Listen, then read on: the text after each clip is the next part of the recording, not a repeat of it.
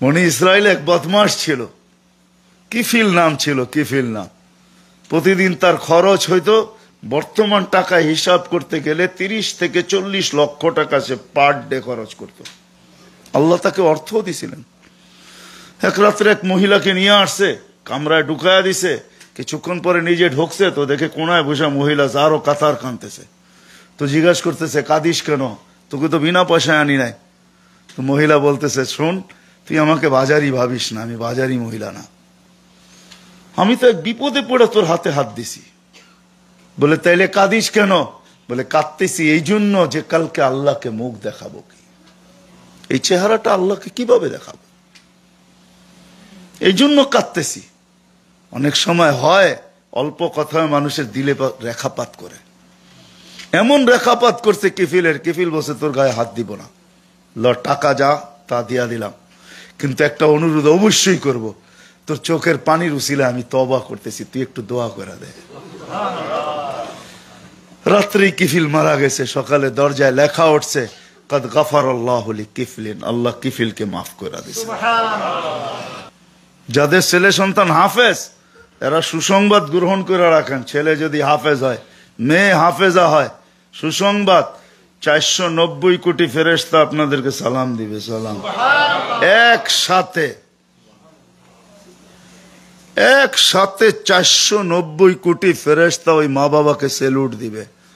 আবার প্রত্যেকের হাতে এক একটা উপটোকন থাকবে, আর মা বাবাকে দিবে আর বলবে, দুনিয়াওয়ালার আর কি পুরস্কার দিছে, এটা আল্লাহ তোমার মাতৃত্বের পুরস্কার দিচ্ছে। বাবাকে বলবে, তুমি পিতা হওয়ার পুরস্কার পাইতেছ, আল্লাহ তোমাকে এটা দিবে। ইন্না ফিল জান্নাতি লানাহরা, আপনাদের এখানে লেক একটা আছে, ঠিক না? কি না? নায়াগ্রা, এটা যে এটা তো লেকই, ঠিক না? আছে না? আমি মনে হয় 7ম বার আসছি, এখন পর্যন্ত যাই নাই, কিন্তু যাওয়া চাই, উচিত ছিল মনে হয়, ঠিক না? আবার রাগ না হয়ে যান। তো জান্নাতেও লেক আছে, রাইয়ান ফিহি মদিনাতুম মিন মারজান, আল্লাহ মারজান পাথর দিয়ে একটা শহর বানাবে। লাহু 70 আলফা বাবান, তার ঢুকার আগে 70,000 গেট হবে। আলা কুল্লি বাবিন 70 আলফা মালাইকাতান, প্রত্যেক গেটে 70,000 ফেরেশতা স্বাগত জানানোর জন্য দাঁড়ায় থাকবে। লি হাফিজিল কোরআন, কোরআন হাফেজ হেফজ যে করছে তার জন্য। মা বাবা যখন যাবে ওইখানে, তো মা বাবাকে সালাম দিবে, উপটোকন দিবে। সুসংবাদ, চলে যেতে হবে আমাদেরকে, শুধু এই জীবনটাই শেষ না। এই জন্য এইখানেও যতদিন থাকবো, যেখানেই থাকবো, দিনদারির সাথে থাকবো, তো সুখে থাকবো। মেরে দোস্ত, সত্য এটাই, প্রথমেই আমি বলছি, বুঝে আসুক আর না আসুক, মানি আর না মানি, সত্য এটাই। যারা পরীক্ষা করছে ওরা সুখে আছে, কিছু নাও থাকতে পারে কিন্তু সুখে আছে, সত্য সুখে আছে। যতটুক সন্তান মা বাবার সাথে লাইগা আছে, অতটুক অন্য অন্য সন্তানরা দেখা যায় না। আপনাদেরকে আমি একটা উদাহরণ আমাদের দেশের দিতেছি। করোনার সময় আমরা দেখছি 2020-এ সন্তান মা বাবাকে গোসল করাইতেছে, অথচ করোনায় মারা গেছে। কাফন পড়াইতেছে, নিজে জানাজা পড়াইতেছে, নিজে কবরে রাখতেছে চোখের পানি দিয়া, কানতে কানতে। দুনিয়া বলছে তোমার করোনা হবে, কয় হয় হোক, হয় হোক। মারছে কোনো দামি জিনিস আছে নাকি? বাবার চেয়ে বড় দামি জিনিস আছে নাকি? এটা তো সৌভাগ্য, যদি আমি নিজের হাতে গোসল দিলাম, নিজের হাতে কাফন পড়াইলাম, নিজে জানাজা পড়াইলাম, নিজে কবরও দিলাম। করুণায় যদি আমিও চলে যাই, তো মা বাবার কাছে চলে যাবো, এর চেয়ে সৌভাগ্য আর কি হবে? এই জন্য কি মা বাবাকে কারো হাতে দিয়া দিব? কি এই দৃশ্য নাই? না নাই? আরেকটা দৃশ্য তো আছে, যে 4 জনে জানাজা পড়ায় কবরে দিতেছে। এরা কারা? সমস্তার লোক। ওর দিলে কি এতটুক ব্যথা হবে আমি আমার বাবার জানাজা যতটুক ব্যথা নিয়ে পড়াবো? বলেন, আমি আমার বাবার জানাজা যখন পড়াবো যতটুক ব্যথা নিয়া, আমি যে আল্লাহু আকবার বলবো, দোয়া যে পড়বো, আল্লাহুম্মা গফিরলি হাইয়িনা ওয়া মাইয়িতিনা, আপনি ভাবেন আমার চোখ দিয়ে যে পানি ঝরবে, এই পানি তো আরশ পর্যন্ত হেলায় রেখে দিবে। সমান হবে কোনোদিন? হ্যাঁ, এই জন্য মেরে দোস্ত চলে যেতে হবে। আপনারা এখানে থাকেন, আমাদের কোনো হিংসা নাই, বিদ্বেষ নাই, আমরা আরো গৌরব করি আমরা আমাদের দেশের লোক। হ্যাঁ, 2016-তে দেখছি বাফেলোতে আমাদের দেশের লোক খুব কম, কিন্তু আজকে দেখতেছি মাশাআল্লাহ 70-80 হাজার ফ্যামিলি, নাকি 80 হাজার বাংলাদেশি বাফেলোতে। যেই গলিতে যাও ওইখানেই বাংলাদেশি দেখা যায় মাশাআল্লাহ। বাংলায় লেখা রোডে রোডে পাওয়া যায়, ঠিক না?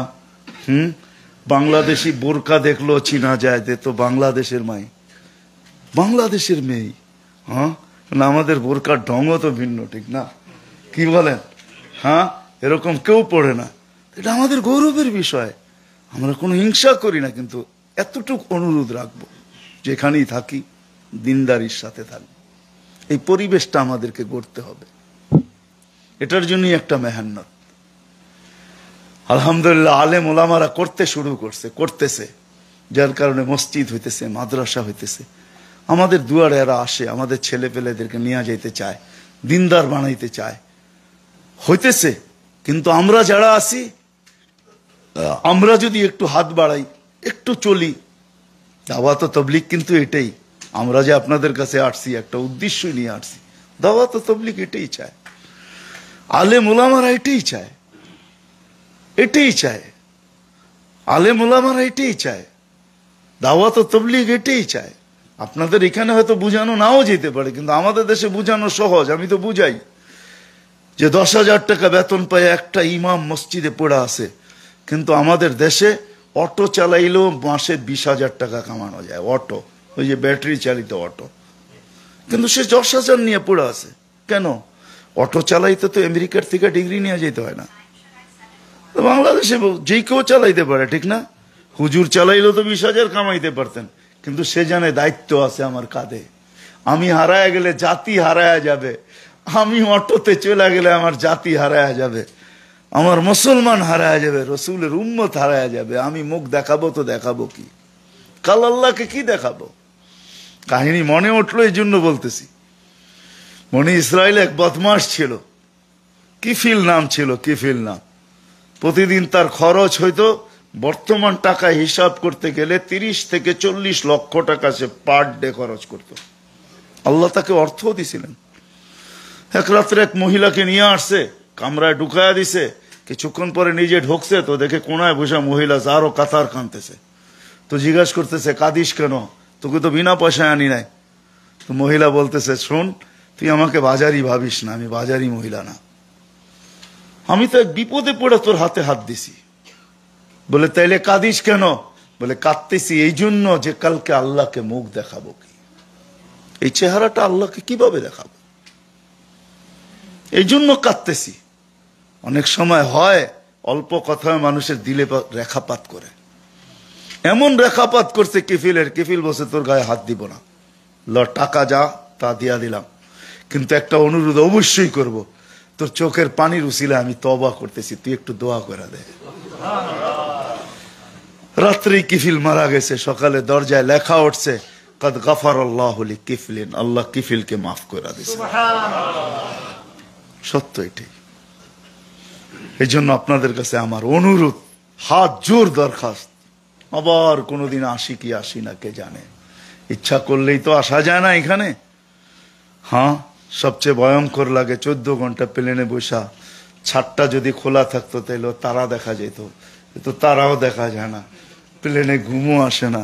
সবচেয়ে বিপদ হলো আমার জন্য এই 14 ঘন্টা, এখান থেকে 12 ঘন্টা যাওয়ার সময়, আসার সময় দুবাই থেকে 14 ঘন্টা ফ্লাইটে, আবার কোন দিন আসা হয় না, না হয় জানি না। এই জন্য হাত জোর দরখাস্ত করতেছি, আপনারা এখানে থাকেন, কিন্তু একটু দিনদারির সাথে এটা শিখতে হবে। আলহামদুলিল্লাহ আমাদের এখানে স্কলারের অভাব নাই। আল্লাহ আপনাদেরকে নিয়ে আসেন না, বড় বড় আলেমদেরকে নিয়ে আসছেন। আপনাদের সন্তানরাই বড় বড় স্কলার হইতেছে, কেউ সাউথ আফ্রিকায় পড়তেছে, কেউ লন্ডনে পড়তেছে, কেউ এইখানে পড়তেছে, ভালো ভালো আলেম হয়ে আসতেছে। আমরা তো মাঝে মাঝে কোরআন পড়া শুনলে মন কায়রা নিয়ে যায়। এই কালকেই শুনতেছিলাম ইয়েতে, শিকাগোতে ফজরে মনে হয় একজনে পড়াইতে ছিল, ওর কোরআন তো মন কায়রানি হয়ে গেছে, যে হায় সূরা দাহারে শেষ করে দিছে। আমি ভাবতেছিলাম পুরা পারাটা পড়লেই মনে হয় ভালো হইতো।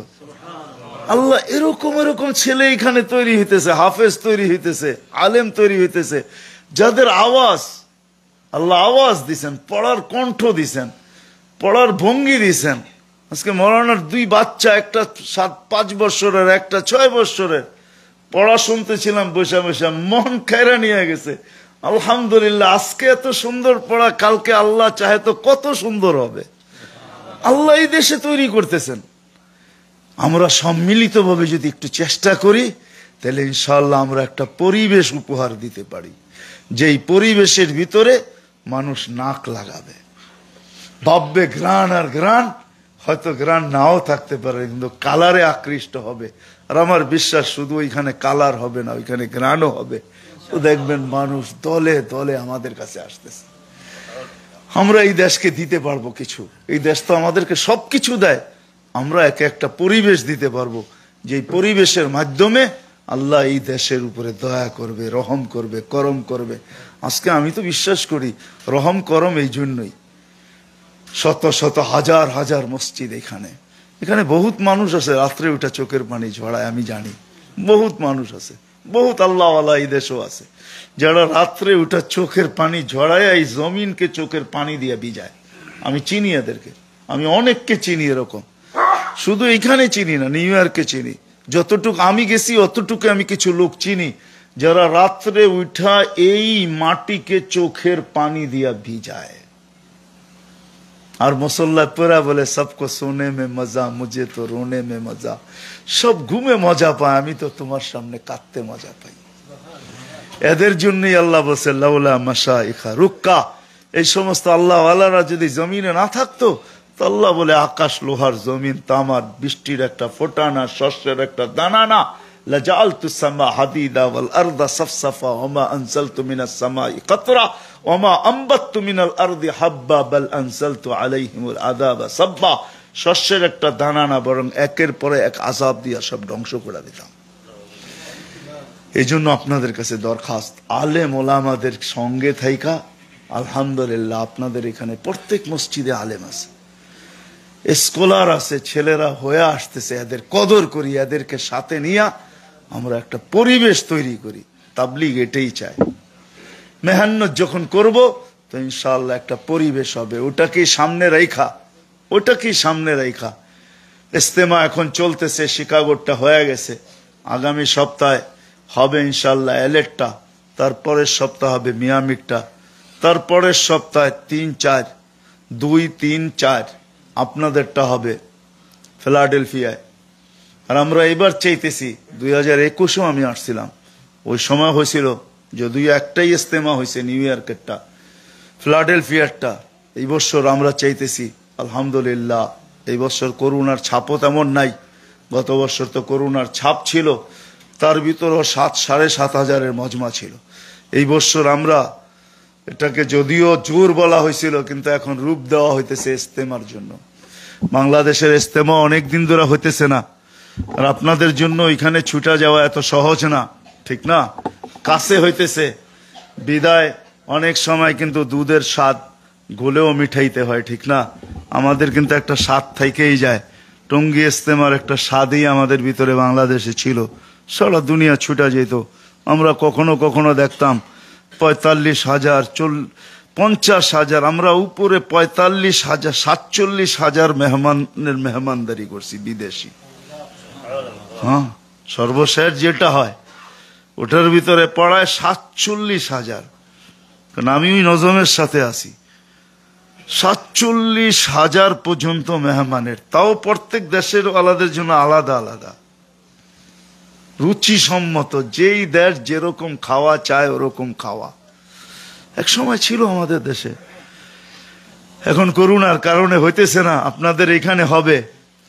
আমরা আশা করব যে ওই পরিবেশ বানানোর জন্যই ওইখানে 3 দিন না, শুক্রবার বিকাল থেকে শুরু হবে, রবিবারে সকালে দোয়া হয়ে যাবে। আমরা যদি সবাই এটার ভিতরে শিরকত করি, তাহলে একটা উমুমি ব্যাপকভাবে একটা ইজতেমা যদি এখানে হয়, তাহলে ইনশাআল্লাহ আমাদের একটা চিত্র মনে হয় দেখতে পারবে। এই দেশের মানুষ আমাদের একটা চিত্র দেখবে যে এতগুলা মানুষ, একজনে চুপ বললে সবাই চুপ, একজনে দাঁড়াইতে বললে সবাই দাঁড়ায় যায়, একজনে রুকু করতে বললে সবাই রুকু করে, একজনে সেজদা বললে সবাই সেজদা করে, এক দস্তরখানে বয়ে হাজার হাজার খাইতেছে, সবাই সবার পাতে আগায়া দিতেছে, কেউ কেউ কারো পাতেরটা নিতেছে না। এরকমই তো হয়, কি বলেন?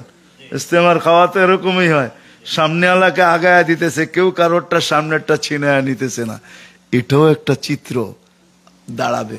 এই জন্য সবার কাছে দরখাস্ত যে ইনশাআল্লাহ আমরা ইস্তেমায় যাব। কি বলেন? কে কে যাব দেখি, হাত উঠান তো, যে আমি যাইতে চেষ্টা করব।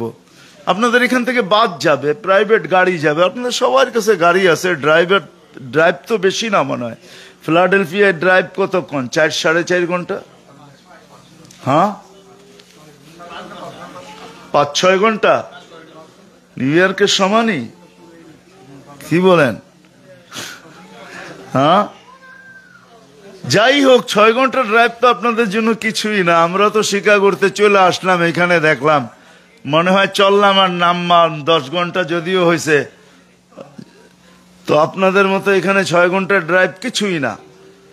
ইনশাআল্লাহ এটার দ্বারাই আমরা শিখতে পারবো যে আমাদের কিরকম পরিবেশ বানানো দরকার, কোন পরিবেশ হলে আমরা এখানেও সুখে থাকবো, এখানেও সুখে থাকবো। এটার জন্য শিখতে হবে, পরিবেশ বানাইতে হলে শিখতে হবে। শিখা ছাড়া কিচ্ছু হয় না। দুনিয়া গড়তে হলেও তার পিছনে বিরাট একটা শ্রম লাগে, নাইলে এমনি এমনি শুধু শুধু দুনিয়াটা এত সুন্দর হয়ে দাঁড়ায় নাই। আমাদের শ্রম লাগছে, বিবেক লাগছে, বুদ্ধি লাগছে, বিদ্যা লাগছে, তো দুনিয়াটা এতটুকু সুন্দর হয়ে দাঁড়াইছে।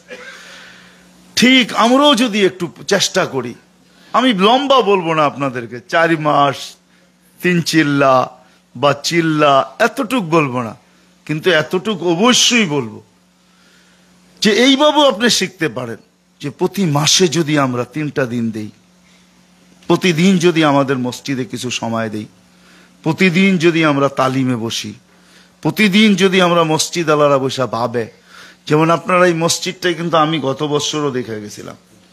আমি জুমার দিন আসছিলাম, দোতলায় জায়গা হয়েছিল আমার, পরে নিচে নাইমা আসছি, কিন্তু নিচের উজুখানা এতটুকু সুন্দর ছিল না তখন, মনে হয় আমার এরকম ছিল না।